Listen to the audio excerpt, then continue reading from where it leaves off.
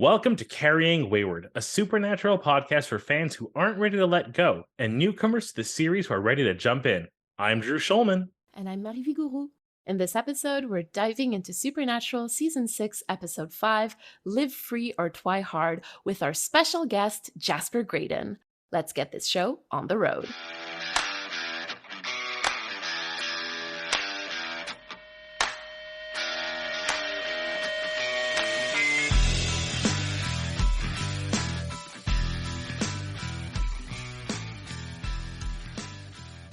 We are so excited to be recording this episode with Jasper. For those of you who might not know, Jasper is the producer, lead writer, and fanfic sommelier of On the Road with Supernatural, a supernatural rewatch podcast, as well as a fanfic writer themselves. You can find them on AO3 at static_Saturn. They're also a huge fan of Buffy the Vampire Slayer, a horror enthusiast, and a poet. Welcome to the show, Jasper. Hello, thank you for having me. Also, just to get it out of the way now, static_Saturn, like, killer screen name. Oh, thank you. Do you want to give us maybe like a little status update with regards to On the Road with Supernatural? Due to some stuff, big capital S there.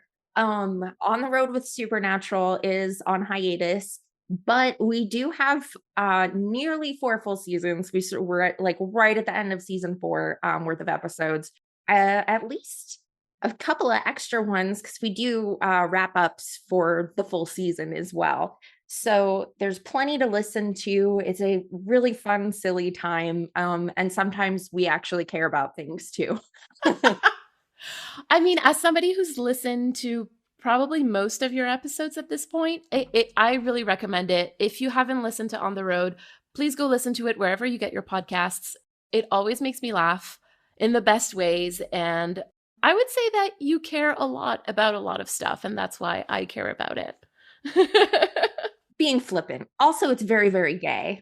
It's very, very gay. That's the content we want. All right. So what did we think of this episode? As a lover of a good pun, it was literally a stake to my heart. Oh, interesting. Like, it's so good, but so painful. Like, the groan, but appreciation for it. Like, just... And then, I mean, like, just to get... Just, like, the first, like, several minutes of this episode are just such pure magic. The names of the characters, the, like, terribly cardboard level of acting they all give. That scene in the cold open is literally just like word for word from the Twilight movie. Yeah, I didn't go back to rewatch it, but I'm like, I feel like I've seen this already. It's exact. And then they're Kristen and Robert, because like, I had to go turn on captions. I usually leave them on. I don't know why they were off this time, like, to double check those are the names they were using, and I'm like, oh, like, the joy. It's so good. You know, as somebody who hasn't seen the Twilight movies, this is exactly what I imagined the Twilight movies would sound like, to be entirely honest with you. So I thought that maybe they were spoofing it a little bit, but maybe this was more like a Sarah Palin type of situation where, like, you think it's a spoof, but it's actually exactly what they were saying. You don't have to spoof it, just imitate it. It spoofs itself. No, if you, like, look up on YouTube about, like, Edward telling Bella he's a vampire or whatever, I don't know how to search up that scene. Sorry. It's literally this. I was, like, howling. I've seen so many animated shorts where they've remade that sequence with Edward admitting to being different creatures. And, like, it's always the same deadpan delivery that is somehow so well captured by whoever does it. It's just, like, respect. Incredible. Jasper, do you have any overarching thoughts about this episode before we get started?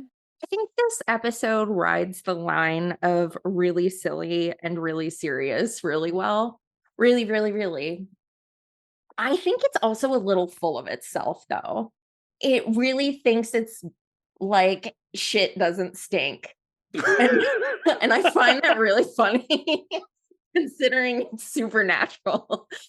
They're like, oh, Twilight. In that scene where they're, like, in, well, Kristen's bedroom, and, like, they're looking at pictures of, like, the actors of the vampires, right? the photos are photoshopped in such a way that I was like, there is an exact picture of Jensen Ackles with this exact filter that exists out there on the internet. And so I was like, wait a second, like, who are they making fun of? And this is always my issue with Supernatural. Like, I have trouble sometimes telling like who they're actually making fun of. And I don't know if it's because I take things too literally or if it's like, I don't know. I don't know if I'm the problem or if they're the problem here, you know? And I'm kind of like writing that line very difficultly. I genuinely feel like there's something about this show and the writing that like it does take itself a little too seriously at times, that I don't think they have the self-awareness to like make the joke the way we're seeing it. Like it's almost it's unintentional. I think during the Ghost Facers episodes, we saw a lot of this too, where it's like some of the commentary about the show that is being inadvertently made. And it's like, you don't realize you're making these comments about yourself, but you are like painting the portrait of you perfectly. Well, that is Supernatural for you. So Drew, why don't you give us a recap for this week? Count me down. 3, 2, 1, go. We open on a literal parody of Twilight. We have vampires seducing young girls with like really shitty poetry, self-proclaimed shitty poetry. I'm not making judgment calls here. And it's some sort of like weird dark coven cult thing. And Dean gets attacked by the head vampire of this cult. And Sam's all like, I'll save you, or will I? Dun, dun, dun, dun. And doesn't. And Dean becomes a vampire and gets invited into this cult and tries to like sneak his way in so he can get to the master vampire, because it turns out if they can get to the vampire who turned him, they can make a cure and stop him, because suddenly vampirism's curable, it turns out. Thanks, Grandpa. And then he goes on a crazy rampage, kills all the vampires. There might be a hint at the alpha vampire with some sort of mind control image power things that goes on. Ultimately, he's saved, but he, in the meantime, really scares Lisa and actually hurts Ben, which is sad. Time. I do have a few points that I'd like to make before we move on. The first thing that I really do want to mention, because justice for Gordon, but Gordon makes an appearance in the Road So Far montage at the very beginning. And I have some thoughts about that we can talk about a little bit later on. I feel like it's really hard, even in an episode where he is so far removed, to not see vampires and Supernatural and like bring Gordon up in some sense. So I'll be happy to get to that. We also hear vampires referred to as fangs directly in the very first few seconds of that Road So Far montage. When the vampire is turning Dean in the alleyway, we see Sam that's just kind of like standing there and watching. And a little bit later in the episode, like Samuel basically accuses him of having let Dean be turned so that they could try to find a way to get to the alpha vampire that they'd been looking for.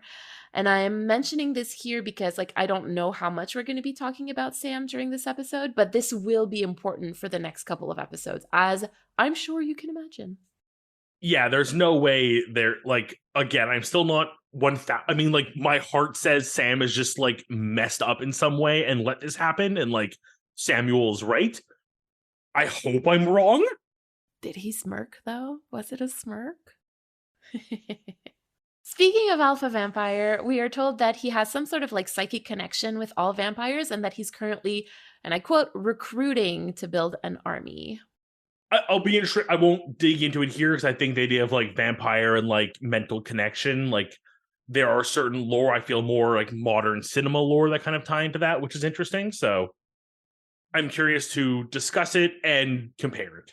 Well, this sort of makes me think about the different, because of course, like the title refers to Twilight, right? Which was not the only vampire media that was going on at the time that this was aired. True Blood was still going, and it was really quite popular at the time in 2010. They were airing season 2, I believe, at the time. And so it was very much like a big thing, like a capital T thing. And so I find it interesting to see like where they took different references and like where they picked and chose like what lore they wanted to talk about in this episode. Was it just Bill, or was it all vampires that could like make people do things in True Blood? I can't remember. Oh my gosh, I can't remember that either. Because I know he can't do whatever to Sookie because she has like the Fae blood or whatever. Yes, exactly. Oh my gosh, I forgot about that. I know so little about True Blood. Like I watched like the first episode. True Blood was so good. It perfectly rides the camp line. It knows when to be campy. I really loved True Blood, and so like when Twilight was like happening, I was like, I don't get this. Like this is, I don't get this. It takes itself very seriously. Oh yeah, Twilight is the epitome of like taking itself too seriously. Like it thought it was the hottest shit. I love touching your cold corpse-like body. I think my favorite description of Twilight ever, just to get out of the way, is it's the story of a girl choosing between necrophilia and bestiality. Ew, you're not wrong though. I know, I'm not. It's the worst part. Oh my gosh. The dead boy who's way too old for me, or the literal dog man. Dogman, always Dogman. During his transformation, Dean goes to see Lisa, and I'm not sure what he was hoping to achieve here, but anyway, moving on. He ends up like basically scaring her and shoving Ben against a wall, which again, as you can imagine, is going to have some important repercussions for like his relationship with Lisa and with Ben. As I've said, Lisa will die by the end of the season. Nothing will convince me otherwise. She's too cool not to, which means that this will be a valid like plot point for her in some way. I have more thoughts about this one later too. Drew, do you remember when Samuel said that he would show Dean tricks that his daddy never dreamed of? Ooh. Curing vampirism is a pretty decent trick. Right, there you go. So that's trick number one. Like he's basically showing them that there is a cure. This raises the question of like, what a dick move to not share this knowledge with other hunters. Like the fact that this isn't like widespread knowledge, the fact that this is not a thing that like all hunters keep like on standby, so all they need to do is get some blood and they're safe, is like such an indication of like the problem in communication between all these asshole hunters. It's an infrastructure problem, in my opinion.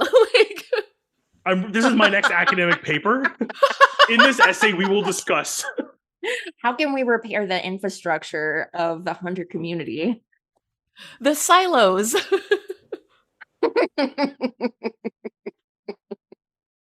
This is not the last time that Sam will find Dean in a pool of blood from having killed every single human-like creature in the building. It is not. I hate that doesn't even surprise me anymore. Mass murder. I never want to say I justify murder, but like this was like taking out a cult of vampires that was like not just being like monsters, but being like capital M monsters as well. They were doing both like being themselves and being horrible. Drew, I love the way you said that. Do you know that like Lady Gaga interview snippet where she's like, I don't support murder, but I do support women's rights? Or like, what the fuck did she say? Anyway, you sounded just like Gaga. So true. That is the biggest compliment I've ever received. Thank you. I will wear that proudly to my grave. I want that on my tombstone. I feel like, this episode is so much about like giving into temptation, giving into your quote unquote true nature. And I feel like this moment really talks about something that Dean is afraid of within himself. Are we ready to move on to our discussion? Let's go.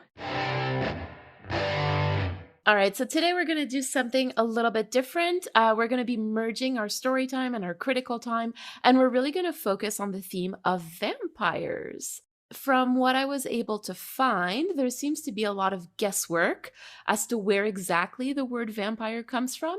I saw that it might come from a Turkish word that means witch, but that's been debated.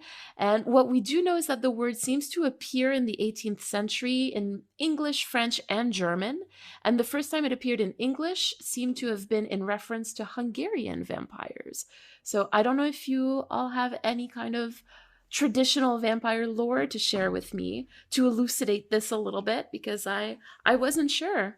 I always find it so interesting in any mythos, mythology, religion, or anything really, when you get these like parallel stories. Like I think if you look far enough back in almost any culture, there is some thing that you could then associate to being a vampire. Like I think the Noah's flood story from the Bible is another one you see in a lot of cultures, which I always think is such a weird, like, what happened that made this so culturally relevant to so many cultures. So with vampires being so like weirdly ubiquitous in so many places and times, it really raises like, it's one of the things that makes me the most curious about them, because like what was happening that made this a thing everywhere? Yeah, especially when you think about vampires as an extension of the idea of cannibalism and that taboo. within culture, which has basically always existed. Oh, that's very true, actually. We have our ties between vampires and the Lilith origin story from the Judaic texts, where she was cast out of the Garden of Eden and replaced by Eve because she was too, not what they needed. She thought for herself that's a terrible thing for a woman to do, God forbid. And how she basically became, like, in some regions, the origins of vampires in literature. And so many things evolve from those stories as far as vampires and their temptation and sexuality and sapphic nature. If we're gonna get biblical, I've seen reference to Judas as the first vampire as well, and the 12 pieces of silver, and that's why silver hurts vampires and That's crosses. amazing. Yeah, it was something that I was thinking a lot about when that Mike Flanagan vampire show came out. I can't remember what it's called. Midnight Mass. Midnight Mass. Okay, mind blown right now.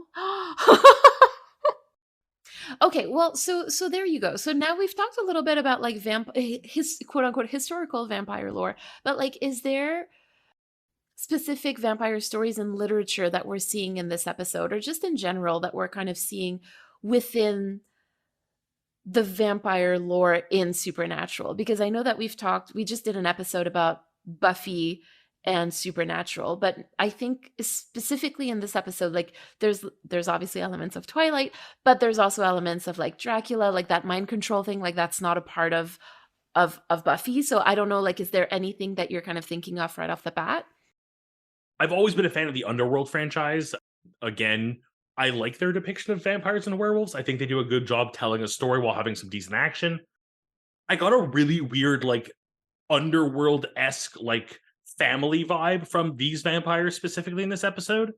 The way they were kind of like a business almost, like there was like a hierarchy and a structure. It like felt very weird, but it was like an interesting way to see. Up until now, vampires have been very familial. There was kind of like, it never really felt like there was a leader, and then like his generals, and then like the peons, and then like the new recruits. But this was like very militaristically structured, which is weird. I actually had that thought when I was watching it. I was like, oh my God, this looks like a multi-level marketing scheme, like. And I think considering the content of season 7, without getting into that too much, perhaps the corporatization of I don't know, the supernatural world is something Sarah Gamble is particularly interested. Oh no, don't tell me season 7 we're going the Buffy route with the demons running a company or being the mayor and shit. I don't know. And of course, like, if we're going to talk about vampires, I'm really sorry, but I always have to mention how much, they were like the whole reason why in Dead Man's Blood in season 1, they say that the stake to the heart doesn't work was because Eric Kripke specifically wanted to distance himself from Buffy. He didn't even want to bring vampires into the show. That's why they bring up that excuse of John saying like, oh, I didn't even know that vampires existed or that they were still around, right? They're extinct. Which can be easily read as like John was a terrible hunter, as you guys did on OTR, which has been my line ever since. I was like, yes, I'm adopting that. Like, yes. Every time we talk about that, I'm like, yes, from OTR. It can be read that way, but I think that like realistically, it was more like we want to distance ourselves from Buffy as much as possible, which I think is kind of funny. And yet they have this idea of like the alpha vampire, which is so close to the concept of like the first, right? Definitely. That was my first thought, was like, this is really like the first kind of thing, or like the master type thing. You know what? It does pay to use vampires as this entity in a show where you can play kind of fast and loose with the rules, because even with my limited knowledge of other culture vampires from absorbing other media, I can say for a fact there are cultures where the stake to the heart is not a way to defeat a vampire. In the opening, I think it's worth pointing out specifically what they do is they change God hates F words to God hates fangs. And it's a very obvious like queer line that they're drawing. If we look back at the episodes that we've covered already that were vampire centric, we've got like Dead Man's Blood, we've got Bloodlust, and we've got Fresh Blood.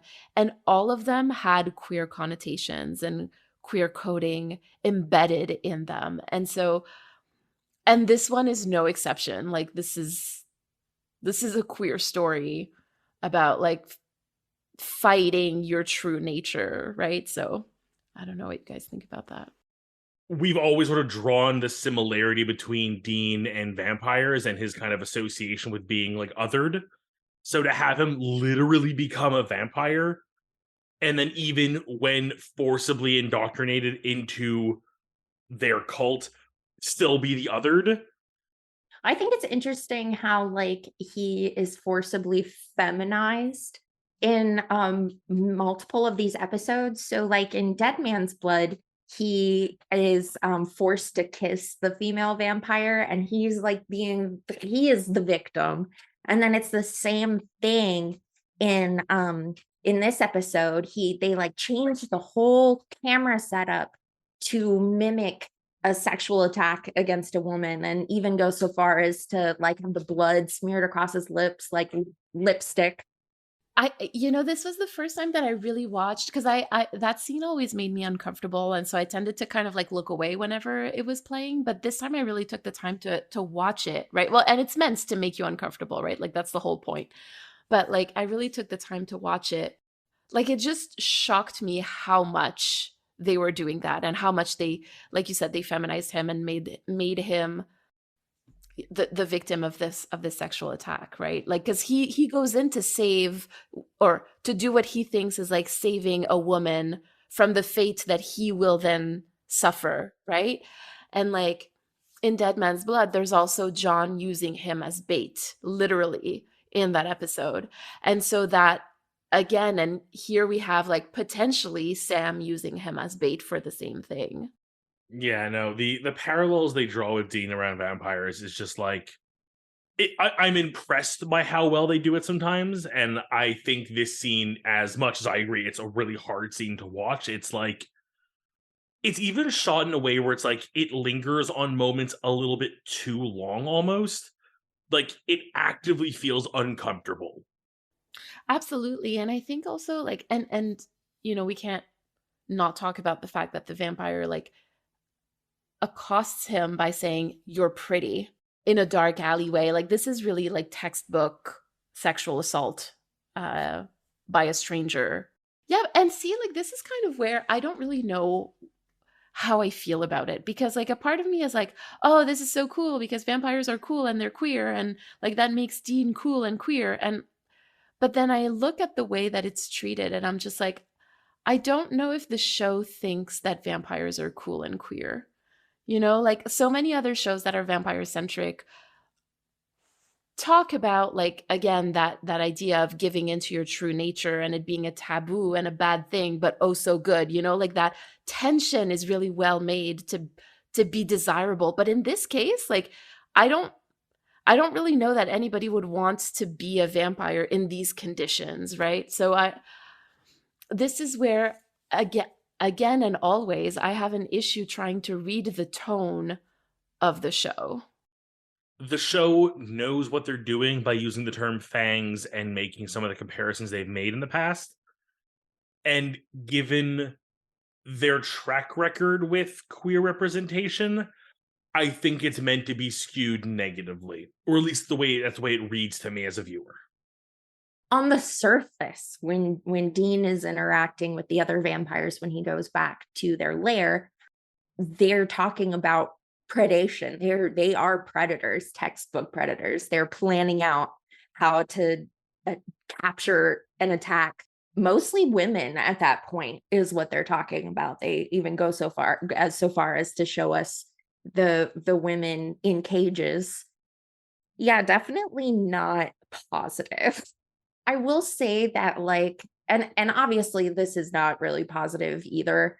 An additional way they show the queerness of vampires is the disruption of the family unit, like just showing them as incompatible forces.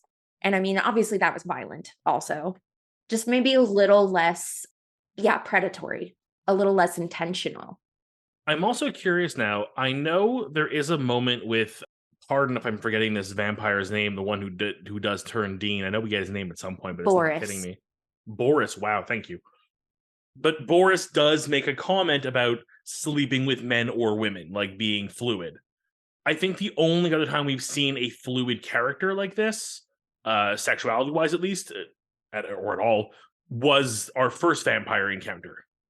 Yeah, there was the non-consensual gay kiss between two women. I think Crowley counts. He makes some sort of comment at some point about that. Do we know Balthazar yet? We know Balthazar. I'm pretty sure he also.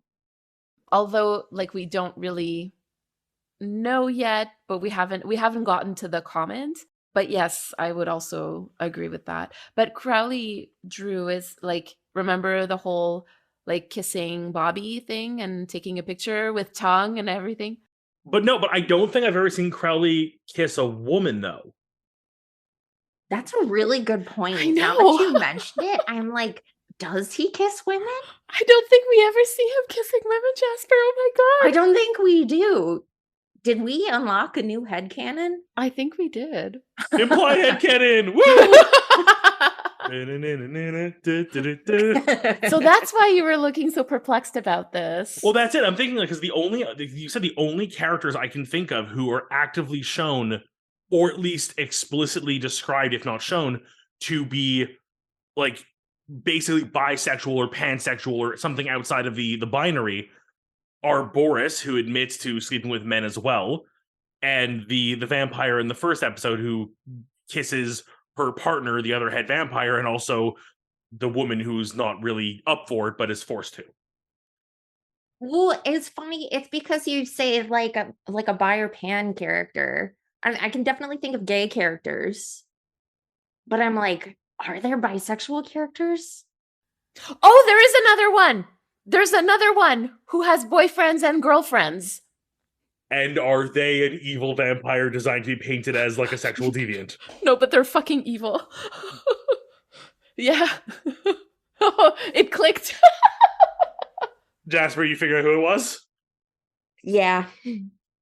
So, okay, so if we come back to that idea, like, are we then saying that Supernatural paints vampires not really as queer, but more as sexual deviants in a negative way? Because, like, to me, queer is not negative, right? Like, I don't see queer as negative. And so, like, I tend to separate the idea of like sexual deviance and queerness. And I don't know if everybody does that, but like that's how it works in my mind. I think it is safe to assume in mainstream culture, including mainstream TV and movie writing, that sexual deviancy and queer are in the same basket. I think it's safe to make that assumption, especially when, as we just discussed, are, the main place we're getting queer characters or side characters, I guess, is the monsters. Supernatural's lack of tact sometimes with these subjects, where they are just tacking on a negative trait, sexual deviance, to negative characters to like define them being evil. It's like the tropes of like, oh, the villain like taking a bite out of an apple type thing and just having that one bite of an apple type thing is a weird, like, this is a thing that villains do for some reason on screen to prove they're villains. This is the same thing where it's like, oh, because they're openly sexual with multiple partners of different sexes, they must be a bad guy. Like, this is how we tell you this. It's not right. I'm not advocating this, but this is 2008 era TV writing and the Supernatural writing room as a whole. Well, I think to me, like if we're going to talk about tact in the writing, I can kind of hand wave like queer sexual deviance. I'm like, yeah, sure, whatever. Like that's to me, I'm just so used to it. What I find really disruptive is like the race element here. Because they go so far as to show us Gordon in the I don't know what's the opposite of a stinger. Yeah, the road so far. Yeah, the road so far. Thank you. They go so far as to show us Gordon, who was black, and then the alpha vampire, who is black. And it doesn't escape my notice that while and I looked up the actor who plays Boris, Joseph Reitman, who was in The Naked Truth and Townies, if you've seen those. he is Jewish, but he looks racially ambiguous, if you ask me. I wouldn't be surprised if someone was like, oh, he's mixed race or something. When we're looking at race and vampirism, it's like the psychic drain on society. And I think it isn't a mistake that the alpha vampire who is black is psychic, and he's, Mr. Puppet Master in the background influencing things and, wriggling his way into enslaving the youth of America. It's just very like, oh, weird use of enslaving there, Jasper. Anyway, I am totally okay with being a sexual deviant. I think that's fine. You heard it here first, folks. Seal of approval. I don't know. I'm that kind of gay person. I'm like, yeah, sure. If we're talking about queerness as anything that is different from the norm, then yes, technically it is a sexual deviance, and in that case, that's totally okay. I think you're really onto something with the race aspect, because especially I'm thinking back specifically to Fresh Blood, which is the episode where Gordon is turned into a vampire and is brutally murdered afterwards. This episode makes a point of paralleling vampirism to AIDS, right? Like they talk about vampirism as a filthy blood disease that is being spread because of lack of self-control. And Gordon is the one who says those things and ends up getting turned, and ends up, because of lack of self-control and I'm saying this in very large air quotes, and brutality, ends up killing and attacking a bunch of people. Yeah, I think that this is quite concerning. There was propaganda about queer men spreading AIDS on purpose too. And what we see here is the vampires spreading vampirism on purpose. They're hunting down people online, meeting essentially anonymously because they're not being truthful about who they are. And you don't really know if this teenage girl is being truthful about who she is. I see the line from this to gay hookup culture. Like it's like bright and flashing at me, I like have trouble putting words on it, but like the fact that there is so many similarities between like the commentary they're trying to make using vampires and like queer culture, queer hookup culture, the AIDS epidemic, and then still trying to rope in like all queer people versus like a niche group. Like they're making it way too vague of a statement that it's too easy to draw the parallel to anyone who isn't like cis white man, essentially. That it's like really like they're trying. It's like almost a case of too many cooks in the kitchen. It's one parallel trying to make too many connections that it gets muddied. And if there was a point to this parallel, it's lost, and you've just dragged too many people down with the metaphor. Yes, Boris mentions that girls are going to bring men into the nest, but what we see are men, quote unquote, spreading the disease, right?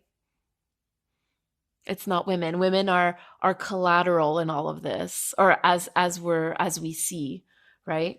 Now, when you say women are collateral in all of this, do you mean this episode or Supernatural? Well, Drew, if you're going to start making sense, like, if you're going to start making excellent points about this entire show, what are we going to do? Okay, related to that though, with the misogyny problem, I think like even the way they're mocking Twilight, not just Twilight, but Twilight fans uncritically, completely uncritically, is really pretty misogynistic. Right? Like teenage girls aren't stupid. Like they understand. I was a teenager when Twilight was coming out. Teenage girls understand what is creepy and what is misogynistic and what is working and what is sexy about those books. It's it's just wacky to me And then to have, Sarah Gamble overseeing all of this as well. I'm like, of course, of course. I mean, there's just so much to dissect just in those few sentences that you said, because like the whiplash that we experience when we hear Dean basically lusting over these like teenage girls that he's seeing in pictures, all the way to like, oh, he's just watching them sleep. That's pretty rapey. Like, I'm sorry, dude, you were literally lusting over these pictures of them and they're all like 17, 18, 19. How old is Dean now? He's like 20. He's in his 30s. He's 32. Dean will never live down that creepy as ass line when they were in the high school and he's like, guess which one of the cheerleaders is 18? Ew, yeah. Oh, that whole episode. And this is where I think what you said earlier, Jasper, about like it thinks its shit doesn't stink. Like, this is kind of where I see that. They're making fun of Twilight for how creepy it is, but I'm like, look at yourself. Like, this is exactly what you do in this show. And it kind of mirrors this idea of like making fun of the men, like with this super like white face, like colored eyes, like filter, and then having Jensen Ackles and Jared Padalecki in those exact same filters as well. Like, we're making so much fun of Twilight for doing all of those things that we also do. But let's not talk about that. It's like, I genuinely wonder if they realize the like irony, like of like, I mean, the kettle, like the pot calling the kettle black, like if they realized they were doing it, or if it was like, I really would believe it went completely over their heads. I would too. I feel like there was so much uncritical vitriol, both for Twilight and girls who enjoy Twilight at the time. I will say, with regards to Dean in particular, I feel like the episode is sort of forcing Dean to look at his own behavior, and there's the obvious foil of Boris, like, this is what you sound like, that? So I kind of forgive it in those moments. Like he's like, isn't that kind of rapey? And then he is like doing the same thing watching Lisa sleep. So it's like they're aware sometimes. Is this self-realization and you're like laughing at yourself because you realize you're doing it? Or are you like justifying it being like an okay thing to do, and now that you understand it from their point of view, and it's like, I think he was making fun of himself. That's how I read it. I have to say, and I don't want to talk about Buffy too much, but that scene was so Buffy. Just the like, oh my God, this like ridiculous line of dialogue. I'm having this horrible realization about this thing. But also it's a very traumatic scene, like immediately after. Yeah. It definitely had like Angel vibes. Yeah, right? He's like, oh my God, I'm Pattinson. And then a minute later is flinging his de facto stepson across the hall. Horrible, horrible scene. These are the moments where I have trouble reading Supernatural, because I'm like, how much of that is Dean actually being unaware of who he is versus how much of it is the writing like pigeonholing him into this caricature of a character. And I never really know where the line is, because like it's like, again, like that line between looking at the story where, there are no writers and this is who Dean is, versus being like, yeah, the writers just kind of screwed the pooch on this one. Like, I have a lot of trouble.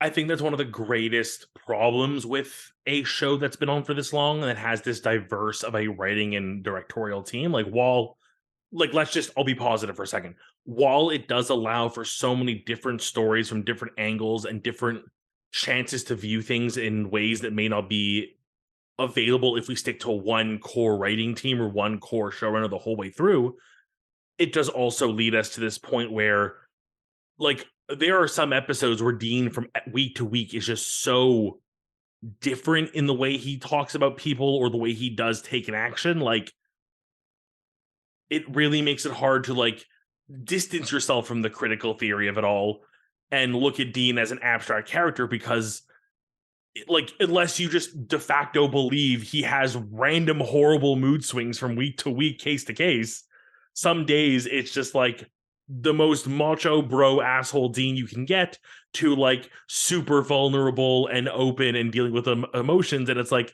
is this Dean or is this the writers? We don't have this problem with Sam. Sam is so consistent. I feel like the writers' room over the course of the entire series seemed to always agree on who Sam is, with like some exceptions here and there. But Dean, everyone has such a strong opinion about who Dean is and what Dean does. I think the biggest issue now that we're seeing is the fact that for so much of the first 5 seasons, the show really was about Sam. And Dean was very much like the piece that moves Sam forward and either act as like a barrier to entry or the like guiding light. So everyone got to write Dean the way that fit that episode. But then as Dean became equal billing, and I would say season 6, the star more than Sam is, there's now this like 5-season history of Dean where there's like so many inconsistencies that you're trying to like rectify and make him a whole person. Girl, Well, you are gonna get hate mail. I know. I was like, oh my God. Although I would argue he becomes the main character in season 4. I accept the hate. I would argue season 3. No comment. But I like, love that if you we're bring gonna up season argue 3. this, we're gonna I do love it that right. you bring up season 3 because this episode brings up the very important season 3 recurring theme: is there something wrong with my brother? Yes. Oh my goodness. Yeah. What's going on with Sammy? What's going on? And in a much more worrisome way here, I find, because like in the early seasons, I don't know why, but I never really felt the stakes of like Sam might be evil, because even though like he was making all those wrong choices, and I'm talking more about like season 4 here, but like I never really felt that Sam was like evil within himself. You know, I was like, he's making bad decisions and he needs to be held accountable, like quote unquote, held accountable for those things. But like very air quotes because he is a fictional character. But like, so that's how I felt. But here, like, you don't quite know anymore if he's like good or bad, and like if he's just making, because it doesn't seem like he's just making bad choices. It seems like he's malicious. Yeah. And you never get the malice in season 3 or 4. I didn't have the words for it. I think you just gave them to me. It was Sam was using evil powers with good intentions and was tricked into doing something ultimately evil against his wishes and will. Here, he is actively making decisions that seem completely for himself and self-serving for his own needs, and putting other people like at risk or in danger, or just like not being kind. Like he's just like he's being a real dick. Yeah, you're not wrong. Like the way he sort of stops and is like, interesting, before he goes to help out Dean. And then also like the whole conversation with Samuel about like, are you like, you knew about this, we talked about this, and he's like actively like gaslighting him. He's like, no, it must have been somebody else. And you're like, what? You never told him about the recipe that includes exactly these things that you wouldn't have known otherwise. What? Nothing? I was like, Sam is gaslighting, like girl bossing and gatekeeping a little too much here. I don't know if I would say he's really girl bossing. I mean, Bobby does say that he is the better hunter eventually, right? So like Samuel is on his ass. We can make an argument that he's not girl bossing too hard. True. That's very true. I would say he's girl bossing in the sense that he's trying to like dethrone Samuel as like the leader of this thing, and he's trying to make it like his own case. He doesn't want to have a boss, he wants to be the boss. I hear that.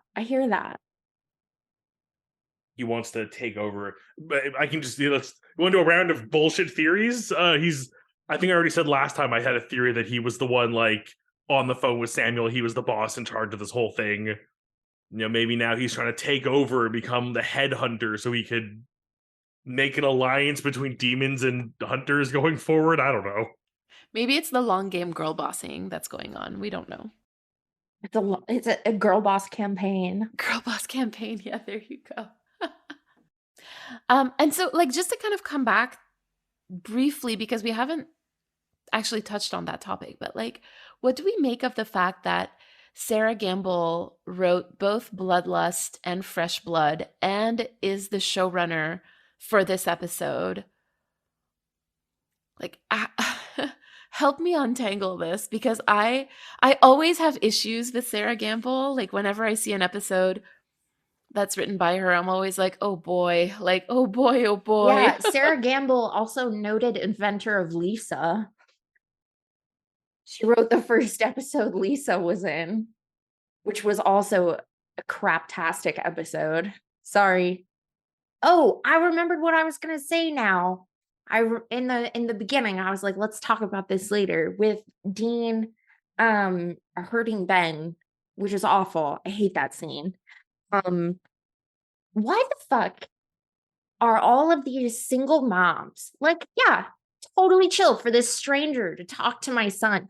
Like that episode where he shows up at Lisa's house and it's the birthday, I would be like, get the fuck out of here. I don't even have a kid. And that made me like want to barf out of like anxiety. I'm like, who are you? Get away from my child. I'm like, this, I mean, it should have been like goodbye forever ago, but like, man, it is so sexist how they just have her continue to accept him back for no fucking reason. This is peak like men writing macho men, in that sense of like, well, if a hunky man walked into some woman's life, they would of course take him back. He's a hunky man that gave them good sexing. Yeah, but I mean, it just goes to show that like women are not immune from writing these misogynist tropes either. Because again, she's the showrunner at this point, Sarah Gamble is. And she wrote that episode where Lisa was introduced. And obviously, okay, a writer's room is a collaborative space. She was not in charge. We don't know how much control she had over, the plot beats of that episode. But you still gotta wonder. I mean, at the same time, I also defend her by saying she was a woman in a men's writing room, most likely. I'm sure she was forced to put a lot of things in she didn't choose to, or was overpowered for certain things, unfortunately. But then, again, not even Lisa in this episode, but the way it condescends teenage girls is misogynistic. So I find it really hard because as much as I absolutely hate the way that they wrote Lisa, I really like Lisa. And so like I have trouble in my own mind to kind of like dissociate like how much I hate the things that they make her do, because I'm like, don't do this. You're so like, she is literally affording a home by herself, like a very nice home in an incredibly nice neighborhood. She's clearly very capable. She's taking care of like a child by herself. Again, clearly very capable, very intelligent, very well put together, like all of those things. And yet like they make her so angry. But again, because she is like a very rare little beacon of representation for a kind of family that I find we don't really see all that often, I'm like, no, but like she's great, and I'm always like trying to be her best supporter. But I completely agree with you. It's kind of awful the way that they're making her to be like always taking him back. And so I'm interested to see what's going to happen now, because I feel like, again, like pushing like and showing violence towards your child should be like a fully like full on stop, like done, no more ifs, buts, or maybes, no more let's try, no more long distance. Like it is, you are out, you never come back kind of thing. Yeah, like vampirism isn't an excuse. You still had the wherewithal to come here and put him in danger by doing this. Right, exactly. Like you should have known better. You should have never come here. She is an incredibly good character. and they just keep forcibly putting her in the role of the damsel in distress type character, which doesn't suit her, and making her like, I'll accept him, I'll take him back, I'll forgive him, I'll be understanding. And it's like, no. Slightly related to the idea of the damsel in distress, I want to point out, as is one of my favorite things on OTR to point out, she is featured in all white when Dean visits her as a vampire. Oh, wow. See, I've passed the point of like, oh, this is a good use of the trope to like, they are so predictable. Yeah, well, I mean, I understand, like, you're on air for 15 seasons, like, you're gonna reuse some stuff, but man, they really like that one. And like I've gone on record before defending certain tropes as being like they're tropes for a reason. And sometimes I think it does us a favor to remember that there are people who watch this show not nearly as analytically as we do. So using very blunt tropes, and in some cases even like beating the audience over the head with a line to help them draw the connection they're trying to make, can be very necessary in some cases. No, totally. I totally agree. Tropes are not inherently negative. They're just patterns. It's just sometimes visual associations, auditory associations really help us understand a character without a whole ton of dialogue. And there's nothing wrong with that. So if the whole Ben part hadn't happened, I would have been like, oh, okay, yeah, this makes sense that he would have gone to see her because like again, it calls back to Buffy, to Dracula, to like all of those like cult classics that talk about vampires and like, you know, the stranger in the night and like that kind of taboo, right? Like That that. longing you can never officially like you can't commit to because it's With the nuance that he's saying goodbye. He thinks he's going to die. It goes awry when Ben comes out of his room, but like up until that point, it was like, okay, yeah, that is a complete like that's it's respectful of the trope and like it makes sense. And like again, he could have come back after that. Right. But it's the moment where like he attacks the child that is like the one step too far. Yeah, I have feelings also about that because again, like if we're talking about like vampirism as sexual deviance and he's attacking a child, like that makes me feel so incredibly uncomfortable, right? Like it's just like I'm like, why did you have to go there? And I know that they had to like separate Dean and Lisa in some way, and that's what they chose, but it's just it doesn't feel good. Like it just doesn't make Dean look good, and I don't like that. I love him. I think that he's my Blorbo. Like, don't hurt him, you know? Like Well, and I think it would have been really easy for him to do sort of like a self-effacing, like self-imposed isolation. Like, I can't be around you. I bring bad things into your home without him striking out at Ben. and he could have been just as efficient, you know, I think, like to actually to bring that tension to make it last a little longer because until then like she was like, oh, I'm so excited to see you, you know, like and it could have created that tension without like the jarringness of him attacking Ben, you know. I actually have a slightly different take on all of that with the long distance stuff. The way they talk about it feels like it places Dean as a monster already in and of itself. Like he wants to take like back streets and sneak into her home in the dark of night. It's so like even when he is a person, he is this outsider, this monster figure. And I know, but this is where I think it's really interesting because she's really into that, right? And so it plays into like that idea of like consensual like deviance, right? Like that kink almost of like of the stranger in the night. right, definitely, definitely. It's just it goes too far. It goes too far because like at that point she thinks that that's what's happening, right? But he has information that she does not have. And so immediately it changes the dynamic. So you're talking about monsters, and I was kind of because I know when we were preparing this episode, you had mentioned that there was like one essay about monsters that you thought was particularly insightful, and I was wondering if you wanted to tell us a little bit about that. Yeah, and I actually talk about this, I believe, in the like sort of episode 0 like thesis statement of OTR as well.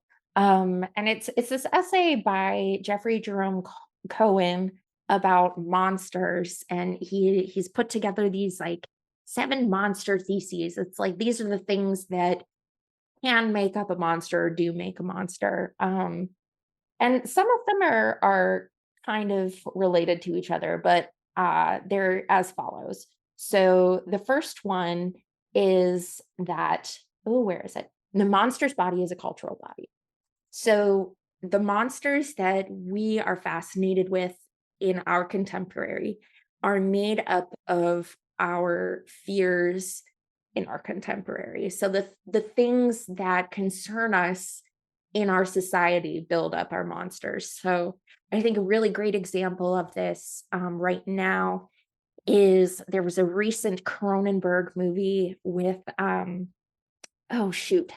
with what is his name? Viggo Mortensen, Crimes of the Future, which I believe is a remake of one of his early short films or an expansion. But anyway, so Crimes of the Future and pretty much any Cronenberg work actually, but it's very easy to read as like transgender allegory and transgender people trying to navigate society. So that's an example of that. So the second thesis is the monster always escapes. So sorry, before you go further, like I literally just saw a tweet today about a right-wing politician who was literally comparing trans people to the X-Men to the mutants in X-Men in a negative way, and somebody basically retweeted that saying like, oh yes, the X-Men that were really not at all, like very sarcastically, an allegory for human rights. So right. And like the crazy thing with the X-Men is that like they so ride the line of allegory and reality. Like Magneto is a fucking Holocaust survivor. Like they're talking about hitting people over the head with it. They're like, hey, are you paying attention? He still has his number tattooed on his arm. absolutely. And I was thinking about zombies also not too long ago. I think when we had an episode about zombies, and I thought about this and I was like, oh my God, like, because zombies have evolved also. And I'm talking about zombies, but this also works with vampires, but like about how over the years they've evolved to represent different things about the breakdown of society and like our fears about the breakdown of society. The second one is the monster always escapes. And that's the idea that there's always something monstrous. You're never going to be able to get away from the things you fear. But how that looks in a movie is like at the end, you know, Dracula gets away. Or I think it was an older adaptation of Dracula where he like escaped and his it's not Maria. Or is it? I don't know. His lady vampire bride, whatever. They like go off together. Or like Alien. And there will always be a new fear also, I think, like because the monster can and does evolve as the years go on, right? Like that's so cool. The third thesis, the monster is the harbinger of category crisis. So basically, it disrupts order. So like talking about Dean being a vampire and how that disrupts his family unit, that disrupts the idea of that heteronormative adult life entirely. And that's, you know, I think that's classic of monsters. Like I think the whole idea of Dracula is like upsetting the order of things, like upsetting the racial order of England with this, you know, a super anti-Semitic Eastern European character and disrupting, you know, the households of England in that way as well. That's so interesting. And I think that's why maybe because I know that there's also a lot of talk specifically when we're talking about supernatural about categorizing and how particularly the boys, the brothers, I would argue specifically Dean don't really fit into categories. Like cuz they're not quite fully human, like fully civilians, but they're also not monsters, and like the idea of what is a monster on Supernatural is very murky, and it also changes depending on like who is writing about it. And like Dean is never, he's always in the in between of those things, like in between society and in between monstrosity, right? But I feel like Sam is so much more like, I'm in between human and not human. Like it's very in front of you. Whereas Dean, it's still there, but it takes a bit more of like reading into Dean, going like, oh, like I feel like someone who is not analyzing the show, you could say that and be like, really? Like, Sam's like always in between, but Dean is just a hunter. Like it really takes like reading Dean and understanding Dean to kind of draw the connection to like his othered feelings. Yeah, until they start to put it right in your face and turn him into a vampire. I know, exactly. example. With like blood smeared all over his lips after like this attack. This one is kind of an obvious one to us, I think. This is for the monster dwells at the gates of difference. So the things that we don't understand and the things that are different from us become monstrous. Queer people, scary. Non-white people, scary. Old people, scary. Yeah, the breakdown of the family unit, scary. And I think this is also like, I kind of wonder. So this semester, like one of the courses that I took, a student in it, and what they were doing was ethnography. And it was really interesting because they talked about their methodology like through the course. And like they addressed sort of like the more problematic ways about it, which is like historically ethnography has been used by like white people and colonizers, like going into colonized countries to observe the ways of the indigenous peoples in these countries and in these regions. And I sort of get that vibe a little bit whenever people are talking or describing like The Nest, for example, like Dean showing up in this space that he doesn't quite belong to, but sort of to like bring intel back like to the hunters in order to destroy the nest. Like I'm getting all of those vibes from it. Like in the way that Sam kept asking, like, what did you see? What did you see? Like he literally just turned back to human. He can barely like breathe. And you're already like, so like, here's a note, like, here's a notepad, like write it all down in detail. Cite your sources. Cite your sources. Jesus Christ. If that isn't a Sam line, I don't know what is. I love that so much. This one I have a harder time coming up with an example for, but thesis 5, the monster polices the borders of the possible. So basically this is when someone uses the idea of a monster to say, no, you can't do that. Like, no, you can't go to this place at night because there's a werewolf. Oh, It Follows. The one where having sex makes a demon hunt you down and kill you. Literally, here's a thing that we consider a taboo, so much so that now it's a curse that will murder you unless you have sex with somebody and pass the curse along. If you have sex, you will get chlamydia and you will die. I'm also thinking about like what's possible also within Dean's like heteronormative family unit. I always found it really weird that that people thought it was so strange and so progressive that Lisa was like, yeah, sure, whatever, like go on and do your job and come back when you can, when like, and we've talked about this in a previous episode, when there are a lot of families for who that's how things work, right? I'm thinking about like military families, people who like travel a lot for work. Truckers. Yeah, truckers. Like this is something that happens in many families. Like this is not that unusual. And yet like it seemed like something that was so strange in Supernatural. And here basically what they're saying is like, if you do this, you will catch an STD and then give it to your entire family, right? Like it's very like policing of what you can and cannot do. Like the absent father, like coming back and poisoning the family. It's anti-Americana. That's what it is. It's so many other worlds see this as something that is normal, like you said, but the American dream of the nuclear family, I'm using so many air quotes here for anyone who can't see me, that's breaking it up. This is my favorite of them. Thesis 6, fear of the monster is really a kind of desire. Ooh, oh yeah, we see that so much in this episode. And I think Sam also epitomizes this as well in earlier parts of the series, especially seasons 3, 4, and 5.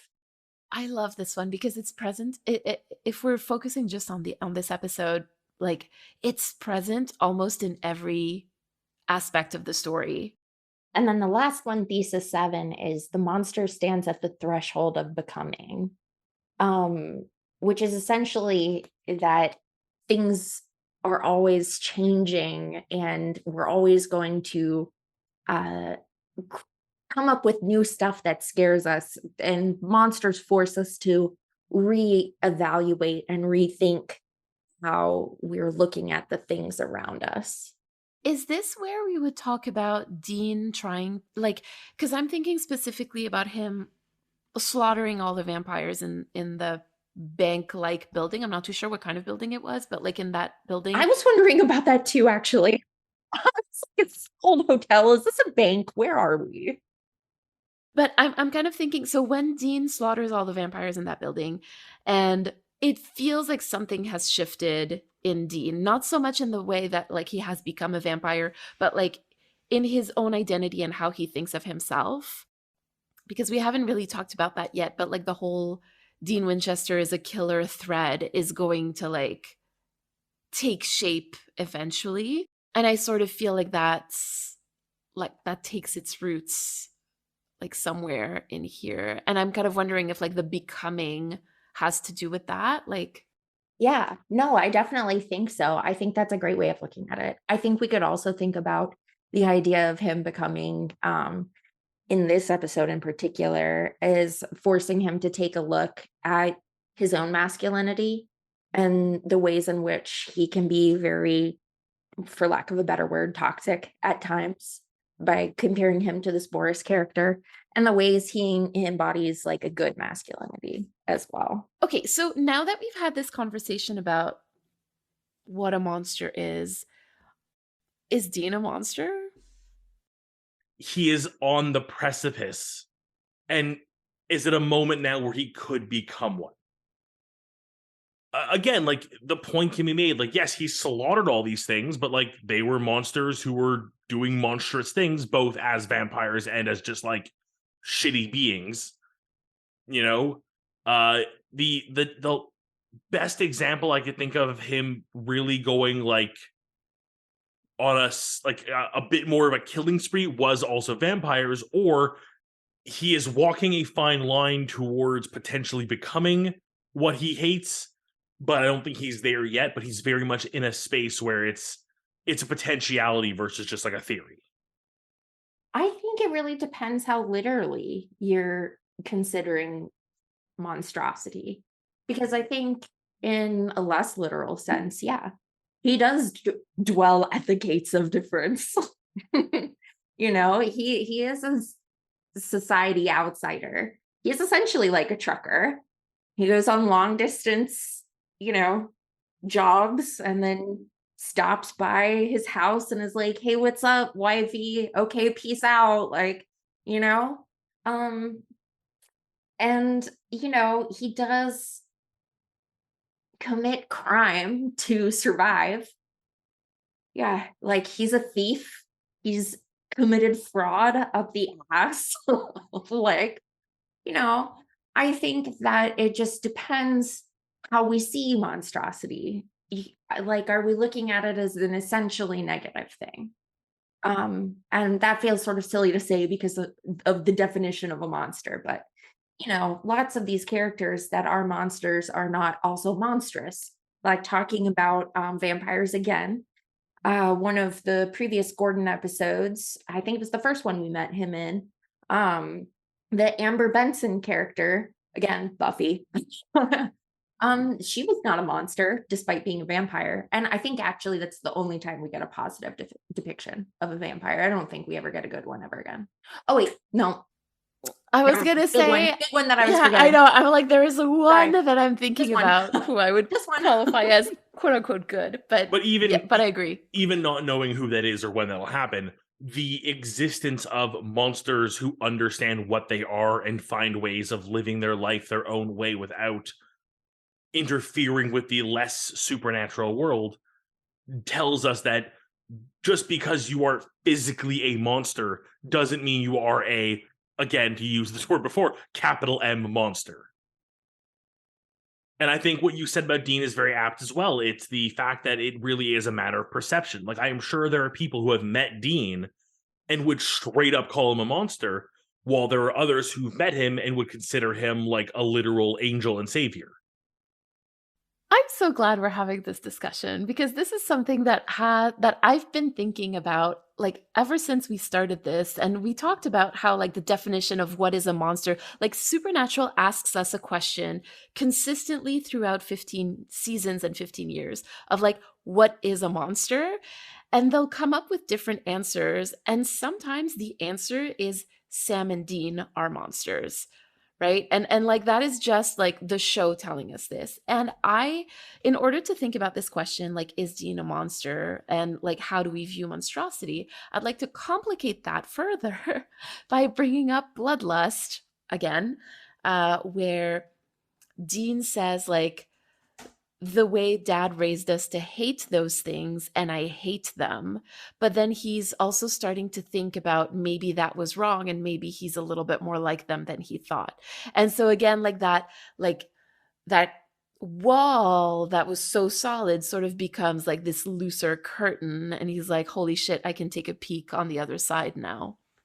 And this is where they start calling vampires fangs.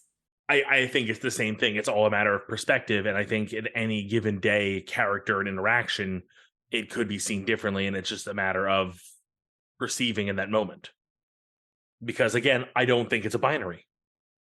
I think especially right now with Sam, like kind of being so murky, right? Or so like shady. Asshole's the word you're looking for. So, Jasper, on your podcast, On the Road with Supernatural, there is a segment that I particularly enjoy where you recommend fanfics based on the episode that you're covering. And I was wondering if you would be able to do that for us today. I would be so happy to do that. I do want to let you know, neither of these are specifically related to season 6, mostly, kind of. They are related to Dean, and they are related to vampires and Dean's experience with vampirism. The first one I have for you is called Wait Till You Have Kids. It's by AO3 user Cold Rotting Trees. Incredible username, by the way. This one is rated M. It does feature Castiel/Dean, and other characters are the alpha vampire. I'm pausing and wondering if I should say character names that don't exist yet. Like I was going to say, like, this is a thing where it's like you can say a character's name because all I can do is go, I don't know who that is, and I'll assume they're a dog, which is a weird thing I've started doing. Every character it's made for I some don't really know, weird conversations. every character who's named I don't know, I assume is a dog. Other characters include the alpha vampire, Charlie Bradbury, Kevin Tran, Sam Winchester, Benny LaFate, and some OCs. Additional tags are vampires, canon compliant, season 9, angst, depressed Dean, emotional manipulation, hurt comfort, a favorite of mine, Men of Letters headquarters, jealousy, AU season 9, POV Dean, POV Charlie, POV Kevin. Skip that one. Dragons, Vamp Castiel, Oh, yes. Horror, and Dragons. Coda. I did not see dragons coming. No one ever did. Yeah. So this fic is around 35,000 words across 21 chapters. It was published between March of 2014 and, it was published between October of 2013 and March of 2014. It has just about 10,000 hits and 103 bookmarks, 404 kudos. I like this one a lot, personally. The summary is Dean discovers that there are monsters who call him kin too, ... and has to answer the question, which side is he really on? Ooh. One of my things that I really love is like Dean trying to deal with his own perceived monstrosity. And I like this, I love that. I could eat it up. Like, I love it. Okay. Sorry. These are more just like notes, but I think they're interesting. This is a Dean-centric fanfic I started mostly out of the desire to try and fill gaps where I kind of wish the show had gone. Those include addressing Dean's depression and suicidal tendencies, and expanding upon Dean's feelings relationship with Cass in a way that feels like canon, but also bringing back some past plot lines, such as Dean having been a vampire once, the alpha vampire, and Benny, and a fourth secret thing that I will not say in front of Drew. You did have a second fanfic for us. I do. This one was published much more recently, between last January and last June. So in 2022, much shorter at about 6,500 words. This one is called Jove de Verando by AO3 user Rupert Gaze, who I really enjoy a lot of their work. They're super good. And this one is swinging us all the way back to season 1, baby. It's rated M. Characters are just Sam, Dean, and John.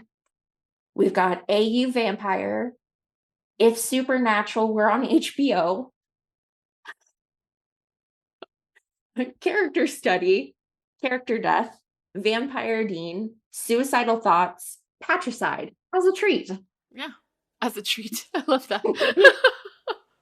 But no dragons. What's up? But no dragons. No dragons. No dragons in this one. The summary is Dean wakes up on the side of the road. He'd been in New Orleans last on what he thought was a voodoo thing. There's blood on his hands and wrists, dirt and pebbles collected over the tacky dry fluid, jeans torn at the knee. His mouth tastes like a dirty cast iron skillet, old red meat and metal. He doesn't know where the Impala is. I love it. I'm such a sucker for anything set in New Orleans, by the way, or in Louisiana. I will look it up. So little like tidbit, Rupert Gaze is actually Jen, who was on our episode about the art in Supernatural, like the art in the green room. Yeah, and they're also the one who wrote that incredibly long 500,000 words now, I think, Heard from Your Mother. Oh, yes. That's still ongoing, isn't it? That is still ongoing, yeah. Thank you so much, Jasper, for these two wonderful suggestions. We're going to put them in the show notes so that people can go and have a read if they're interested. And I would suggest that you do. Before we end this episode, we usually have like a moment where we sort of think about what this episode made us reflect on and if it makes us feel called to take any action in our daily lives. And that can also be like with regards to the episode or with regards to the conversation that we've had about the episode. Drew, would you like to get us started? Surprisingly, despite how deep and like meaningful this conversation was today, my reflection call to action is surprisingly shallow and like surface level here, which I think is fine. Once in a while, you need some levity. You need to like break away from like the deeper stuff. And again, I have made it very clear that despite having seen all the movies and read the first, maybe the second book, I forget honestly, for Twilight, it's not for me, but it's for someone. There are people who love it, and I know there are people who look at the fandoms I'm in, whether it be because it's the fandom they don't get or they don't get someone of my age being into it, i.e. Pokemon, for example. So you know what? Just let everyone love what they love. Let everyone have the fun they want to have. Maybe it's not for you. Fine. Doesn't mean you need to be rude about it. If I can use it as a quick shot to plug the Gateleapers podcast I've been on several times. You know, there are episodes I've been on or I've listened to where it's fandoms that I have no interest in, but I learn to appreciate and like what that fandom is and what they're about through this show. So yeah, maybe Twilight's not for me, but if it's for you, please enjoy it. I think that there's a lot of people who feel that way about Supernatural, so I recently, like, quote unquote, came out to somebody as a Supernatural fan, and they were like, "Oh, okay." I hate telling people that. And it's not even just because they're going to be like, oh, that show. I'm like scared they're going to like it too. And they're going to be like, didn't you love the finale? And then it's going to be a problem. Like, I have one fear, Don't you love the love story between Sam and Dean? Like, oh no! Oh my God. Anyway, sorry, Drew, because you just told us not to yuck anyone's yum, so I'm not gonna go on with that. Yeah, oops, sorry. If I can go ahead, I think like preparing for this episode made me think about referencing, actually, like citing your sources, Drew, as you reminded us so aptly during this episode. So bear with me. In academia, like who you cite really matters, because there's a lot of scholars that talk about like overlapping topics, right? And so who you choose to cite will tell people a lot about you, and the kind of scholar that you are. Um, and I feel like this applies here too, because there's such a rich history of like vampires in media, and Supernatural actively chose to go with Twilight to make a point. Um, so I feel called to continue reading into the small details of the show, and like the small details and the pop culture references, because I sincerely do think that it matters, and it tells us a lot about the kind of story that we're actually looking at here. Jasper, no pressure, but like, is there something that's sort of like sparkling out at you after this discussion? Yeah, definitely. So with all the talk of race and monstrosity, and particularly race and vampirism, with all of that in mind, I want to challenge people, if they have some time, to do some reading, to read the Gilda Stories by Jewel Gomez, which is about a Black lesbian vampire. And just, palate cleanser. Palate cleanser. That sounds lovely, actually. Thank you so much for Yeah. that recommendation. Yeah, it starts in early American history, so there is discussion of enslavement and stuff. It's very, very interesting. So on this note, can you tell our listeners where they can find you on social media? Yes, so I am on Twitter at OTRSupernatural. The podcast is on all major podcast apps, including on Podbean, which is where I happen to upload. And where else am I? Oh, if you want to find me on AO3, I'm static_Saturn. And if you want to hear me talk about dumb gay stuff, I'm also on Twitter at EldritchCass. Yes. But it's not just dumb gay stuff. I follow you. That's and true. I Lately, it's been thoroughly a enjoy lot your of tweets. politics. Yeah. There's a lot of Wait, horrible politics things and dumb happening. gay stuff? Where can I phone? Thank you so much for taking the time, like so much time out of your day to come and hang out with us through Of course, Zoom I'm and talk about so this happy show. to have been here. Thank you. Yeah, this was such an absolutely amazing time. Like, thank you so much.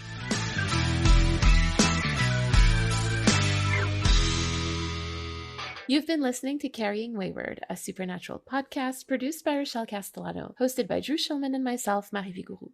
Thank you to everyone supporting us on Ko-fi or Patreon, and an extra thank you to our bunker supporters, Katira, Elle, and Jeremiah Thomas. This week, we'd like to thank Jasper for recording their episode with us.